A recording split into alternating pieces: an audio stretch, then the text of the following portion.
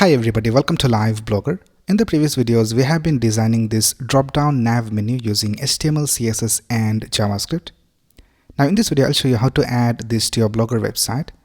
And I will also leave the link of the source code in the description of this video, so you can just go ahead and copy and paste the code to your websites. So let's get started.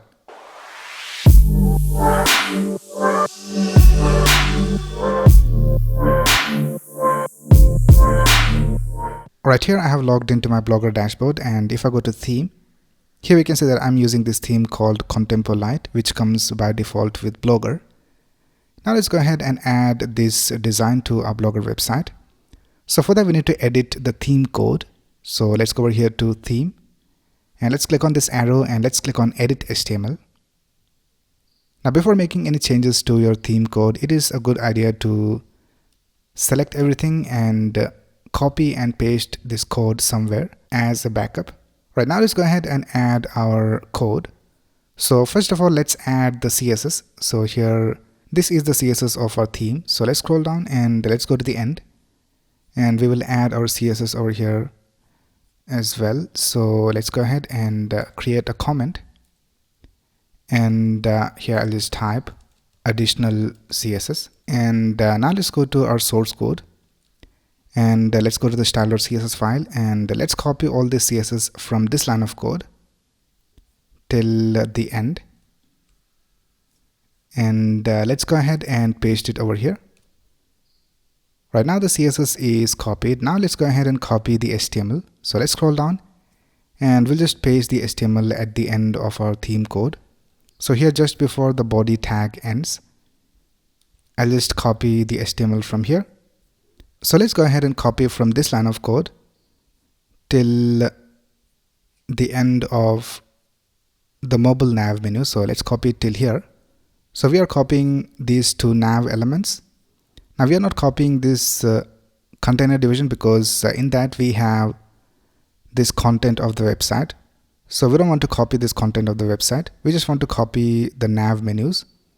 So let's copy these two nav tags. So this is for the mobile version and this is for the desktop version. And let's paste it over here. So the next thing we need to copy is the JavaScript. So let's go to the main.js file and let's copy all this JavaScript from here. And let's go over here and let's create a script tag. And let's paste our JavaScript over here. Here we can see that we have the HTML code, and in that we have all the content of the dropdown. So here we can see we have the logo, so you can change this logo to whatever you want. You can also add an image over here, and then we have the products. So if you go over here to our drop down, here we have the products. So you can change these text content to whatever you want, and then we have all the content of the menu. So here we have games, Windows 11, Linux and Mac. So here we can see games, Windows 11, Linux and Mac. So you can go ahead and change the content of all of this. And here we also have an image. So this image is directly coming from a website. But if you have a local image which is inside your project, then you have to upload the image somewhere and get the link and paste it over here. But since I have this image online, I'll just keep it as it is. Right now let's go ahead and save it and let's see whether it looks alright. So let's click on save. And let's open our website. So let's go to the dashboard. And let's click on this view blog button, and here we have our website displayed. And if you scroll down, here we have the menu items displayed over here, but it is displayed below all the other content. So we need to add a Z index, and the next thing we need to do is we need to remove this header that we have by default, and we need to replace it with our current design. So let's do all of that. First of all, let's remove the header. So if you right click over here and go to inspect, here, if you take a look at the code of our theme, here we have this header component, and in that we have all this header content. So we need to remove this header component from here. So let's go back to our theme code and let's search for header. So I'll just press Command F. If you're using Windows, you can just press Control F and let's type header. And this is the header. So let's go ahead and delete this header tag from here. And while we are here, let's also go over here to the CSS and let's change the Z index so that it is displayed above all the other content. So here we have the CSS. Let's go to our main menu class, and here let's type z index, and I'll just set the z index to, let's try 400. And let's also do the same for the mobile version. So let's scroll down, and here for the main menu mobile, we need to add a z index. So I'll just add it over here inside main menu mobile. So let's type z index and let's set it to 400. And now let's go ahead and save this. And let's go back to our website and let's reload this page. And now we can see that the header is gone, and we have this nav bar displayed over here, and it is displayed on top of all the other elements. So the z index is working all right. Now the next thing we need to do is we need to bring it to the center. So we will start this nav bar from this position over here till the end.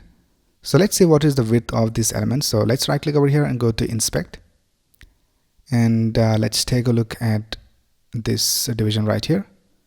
So we have this main element, and if you scroll down here, we can see that it has a width of 890 pixels. So let's add the same width to our nav bar. So let's go back to our code, and here in the CSS, in the main menu, here we have two positions. I'll just remove this position relative from here, and let's go ahead and set a max width, and let's set the max width to 890 pixels, and let's set the left position to 0 and the right position to 0 so that it has the correct width. So let's click on save. And now let's go back to our website and let's reload this page. And now we can see it has the correct width, but it is not in the center. So let's right click and go to inspect. And I think we need to add a margin of 0 for top and bottom and auto for left to right.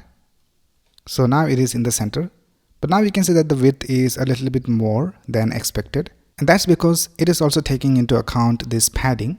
So for that we need to add box sizing, and we need to set it to border box. So now we can see we have the correct width. So let's go ahead and add these two lines of code. And I think we'll also change the color of the text to black. So let's go back and let's paste the code over here, and let's also change the color of the text to black. Right now let's go ahead and click on save. And now let's go back to our website and let's reload this page. And now we can see we have the black color for the text, and we also have the correct width. So everything is looking all right. Now let's also add a box shadow. So if you scroll down here, we can see that we don't have any separation between the nav menu and the content. So let's add a box shadow. So here I'll just type box shadow, and let's set the values to 0, 6 pixels, 18 pixels, negative 10 pixels, RGBA, 0, 0, 0, and 0.5. And now let's save this. And let's go back to our website and let's reload this page. And now we can see we have this box shadow. Right now the next thing we will do is we will add some padding top for all the content of the website, because right now we can see that a portion of our content is cut because of this nav menu.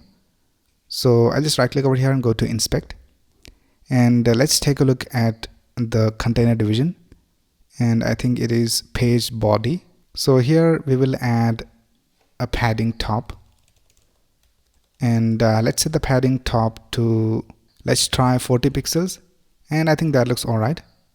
So let's add this padding top of 40 pixels for this page body. So I'll just copy this selector from here, and let's go back and let's scroll down, and here let's type page body padding top 40 pixels, and let's save this. And now let's go back to our website and let's reload this page. And now we can see we have this padding top for the content, and if you open any of these posts, here also we have this padding at the top. So everything is working all right, and the menus are also being displayed correctly. Right now let's also add the link of the homepage for this logo. So I'll just copy the link of the homepage from here, and let's go to our HTML, and here let's go to the logo. So here we have the logo, so I'll just replace the hash with the link of our homepage, and let's do the same for the mobile version. So here also I'll just paste the link, Right now, the next thing we will do is we will look at the mobile version and let's see whether it is working all right. So I'll just save this. And let's go back to our website and let's decrease the browser width. And this is how the mobile version looks. So we need to add a box shadow for this as well. And I think we can add white background color over here instead of this color. So let's do that. Let's go back to our CSS and let's go ahead and copy the box shadow style from here. And let's go to the main menu mobile class. And here let's paste the box shadow. And then if you go to the logo container, so here for the logo container, we have added this background color. So I'll just change this to white. And if you go back to our mobile version, here we can see that at the top, we don't have enough space. So when we are on a mobile version, we need to add more padding to the top. So let's right click and go to inspect. And let's try a value. So here instead of 40, let's change this to a higher number. I think we can also change the height of this mobile element. So here for the mobile version, let's go to the logo container. And here we have a padding of 16. So I just type padding of, let's try 8 pixels top and bottom and 16 for left and right. And I think that looks all right. And now if you take a look at the height, we can see that it is 53 pixels. So here for the container division, let's change 66 to 53 pixels. And now I think we need to change the padding. So let's go to page body and let's change the padding a little bit. So I think 54 or 56 pixels looks all right. So these are the changes we need to make. We need to change the padding top of the page body to 56 pixels when we are on smaller screens. And for the logo container, we had set the padding to 816 pixels. And for the main menu mobile, we have set the height to 53 pixels. So let's make all those changes. So here we have the logo container. So I'll just type 8 pixels top and bottom and 16 pixels left and right. And let's go to the container division. So it is this one right here. So instead of height 66, we need to set it to 53. And then we need to change the padding top when we are on smaller screens. So I'll just copy this CSS and let's paste it inside this media query. So I think we can just delete these lines of CSS because they are already commented. And I'll just paste the CSS over here. And here we need to change the padding to 56 pixels. And let's save it. And let's go back to our website and let's reload this page. And the desktop version looks all right. Let's go to the mobile version. And we can see that everything looks all right. And we need to change the color of the text over here as well. So let's do that real quick.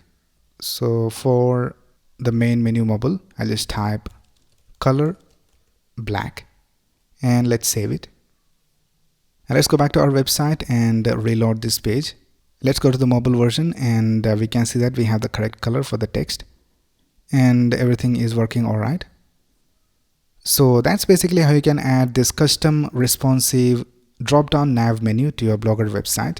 Alright, so that's basically it for this video. I will leave the link of the source code in the description of this video. And if you have any doubts, you can ask in the comments below. And if you like this video, please click on the like button and subscribe to this channel to get the latest video updates. Thanks a lot for watching. Have a nice day.